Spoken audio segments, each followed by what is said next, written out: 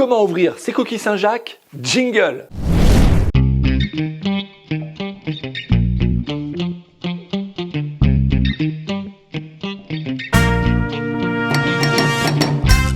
Bonjour à tous, aujourd'hui un petit tuto hyper sympa pour les fêtes de fin d'année.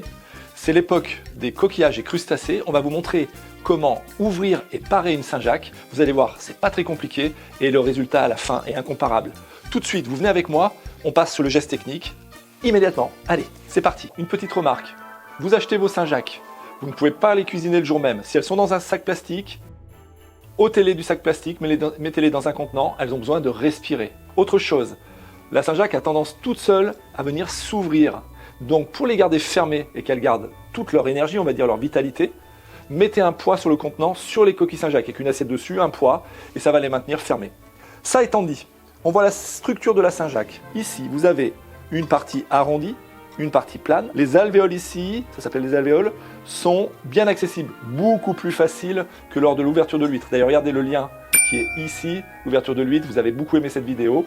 On revient à la Saint-Jacques. Avec mon couteau qui est assez long, je viens, par un mouvement de droite à gauche, écarter la Saint-Jacques, puis venir racler le haut. Une fois que c'est fait, regardez, elle s'ouvre toute seule.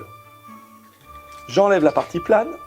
Dans la Saint-Jacques, on va retrouver la partie qui n'est pas très bonne, ça s'appelle la barbe, ici. Le corail qui est ici, d'ailleurs le corail, vous pouvez le récupérer et faire une petite recette de tartinade de corail, c'est délicieux, bien épicé. Là, ici, vous avez le rein et la noix de Saint-Jacques. Tout ce qui n'est pas bon, on va venir le supprimer. Regardez ici, le rein, c'est la partie la moins sympa.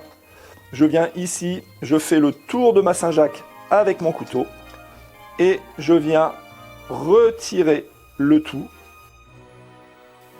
Regardez, tout est nettoyé d'un coup, c'est magnifique. Ok?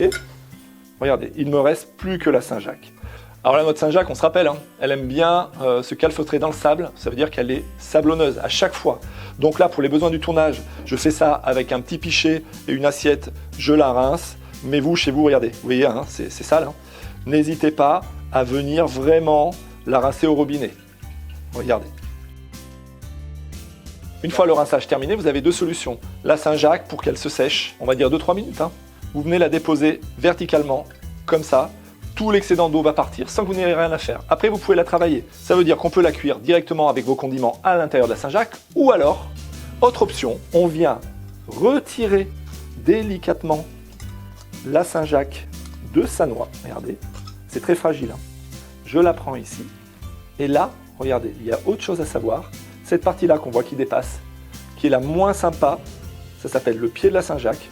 Vous venez la parer et regardez votre Saint-Jacques comme elle est magnifique. Là, c'est le top.